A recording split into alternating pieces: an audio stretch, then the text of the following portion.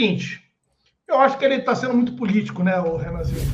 Quando ele fala essa questão do Santos, ele meio que, como ele entra com o Matheus Cunha, né, e agora seguidamente nos jogos, e eu acho que a grande prova vai ser no jogo contra o Fluminense na próxima quinta-feira.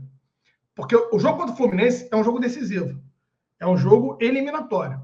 E aí ele pede, inclusive, para o torcedor abraçar, para o torcedor apoiar, fala da importância do torcedor. Ele já percebeu o quanto o torcedor rubro-negro, né, acaba contribuindo para o time, positivo e negativamente. Ele ainda não sofreu, né, nenhum abalo ainda, e ele vai para entender o tamanho disso aqui, as consequências que levam os resultados ruins. Né? Talvez ele ainda, né, ou esteja começando a entender, porque eu achei o Sampaoli meio abatido na coletiva. Tá? Não sei se todo mundo concorda comigo, mas eu achei ele um pouco abatido. Mas, posto isso, com relação ao Santos, eu acho que está claro e notório. O Santos perdeu a vaga. O Santos perdeu a posição. E quando ele vem e diz que confia no Santos, Santos também é um goleiro, um jogador confiável, é justamente para não desestimular e não arrumar uma indisposição com o atleta. Porque o atleta era o titular absoluto, foi o goleiro campeão da Libertadores da América, só que ele perde espaço.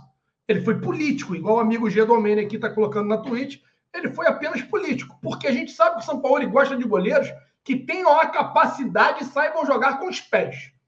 E isso o Matheus Cunha entrega muito mais do que o Santos, mas entrega de longe com mais tranquilidade. Eu sei que é o desespero do Arthur, eu estava com ele fazendo, né, a transmissão do jogo, e aí eu percebo, o Arthur não gosta que saia jogando ali atrás, fica puto, morre de medo de errar, fica revoltado com essa nova saída aí que é feita do toquinho ali. Odeio! O Arthur fica puto, só que ele entrega com muito mais qualidade essa bola com os pés do que o Santos. Isso é claro e notório. Dito isso, né, ele teve a humildade de falar que não conhecia o Matheus Cunha, que é um menino de muito potencial, e dentro do que ele entende de futebol, o Matheus Cunha vai ser titular. A não ser que o Rossi, ao chegar, mostre também qualidade e consiga superar. Mas hoje, isso vai ficar provado na próxima quinta-feira, eu entendo que o Matheus Cunha tomou a frente e tomou a vaga do Santos. Tá? Esse é o primeiro ponto. O segundo ponto, ele fala que não falta entrega. E aí o Arthur até comentou que a galera caiu de pau no chat aí, falando que falta entrega, falta. O que eu entendo é que também tem esse problema físico. Essa história do seu Felipe Luiz virar público falar que não é a questão física, não é o problema físico, ela vai completamente contra tudo que a gente assiste. E aí eu não vou falar de número, não. É totalmente contraditório com tudo que a gente está vendo nos jogos. O Flamengo apresenta uma intensidade muito maior no primeiro tempo do que no segundo tempo. Alan, isso é normal. Não, isso não é normal. Mas, Alan, não é questão física. Sim, é questão física. O Flamengo hoje, fisicamente, ele deixa a desejar. Se o Flamengo vai ter a capacidade de jogar os 90 minutos com a intensidade que o São Paulo deseja, com a intensidade que tem que ser feita para que a gente consiga vencer os jogos e trazer a tranquilidade e a pacificação do torcedor rubro-negro, a gente vai ter que aguardar. Agora, o ponto que a gente precisa entender é o Flamengo tem que saber aproveitar mais. Já que o Flamengo tem um gás limitado, o Flamengo tem que saber aproveitar mais, então, os 45 minutos iniciais. Se o Flamengo sabe que hoje, frente ao que ele tem condições de entregar e capacidade, os 45 minutos são primordiais para que ele construa, ele tem que construir o resultado nos primeiros 45 minutos. E aí, depois, ele quer diminuir, quer administrar a intensidade, administra com um placar já altamente favorável. E aí, quando eu digo com um placar altamente favorável, eu não digo 1-0, não, tá? Eu digo, de repente, um 3-0.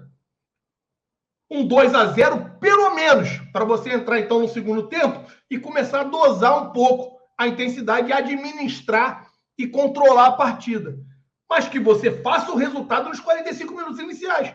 O grande problema é, o Flamengo hoje tem um puta de um domínio territorial, coisa que não aconteceu diante do Cruzeiro, é bom reforçar. Esse jogo que ele viu me assusta. Essa leitura que ele faz do primeiro tempo do Flamengo, ela é horrível.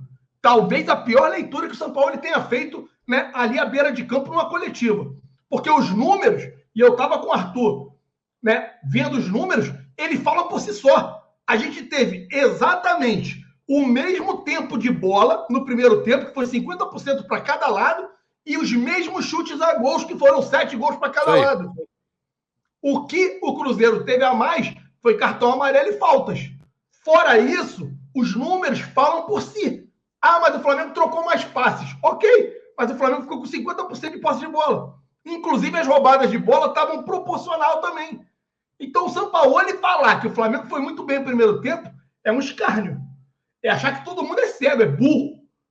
Né? Ou tá com Alzheimer, que não vai lembrar o que foi o primeiro tempo. A leitura do Sampaoli do primeiro tempo do Flamengo ela é bizonha, bizarra. E eu sou completamente contrário. Eu entendo que muitas das falas do senhor Sampaoli são políticas. São para não perder a gestão do elenco, para administrar. E aí ele entra no Thiago Maia, que ele fala que tem muita entrega, muita vontade, ele entende perfeitamente, e aí talvez por isso ele esteja acreditando e dando mais votos de confiança, até mesmo para que ele tenha mais oportunidades pela entrega, só que foi o que o amigo Renan colocou. Não dá para você colocar apenas por entrega, né? Porque, infelizmente, o Thiago Maia vem passando um momento bem ruim, tá? Bem ruim. No mais, eu acho que foi uma coletiva protocolar dele, sentiu o Sampaoli abatido, e digo mais, eu espero que na próxima quinta-feira, diante do Fluminense, é bem provável que o time esteja de folga amanhã, né? E aí, rapaziada, você, torcedor rubro-negro, você tem que estar bem atento para a gente saber se esses caras vão descansar na folga ou se eles vão meter o pé na jaca. Porque quando as coisas estão muito boas, muito bem, tranquilo. Pezinho na jaca. O cara se divertir, sair, o caralho, a cobrança diminui. Agora, no momento crítico que a gente está elevado, a importância que tem o jogo da próxima quinta-feira, e ele já falou, é um clássico, é um jogo eliminatório.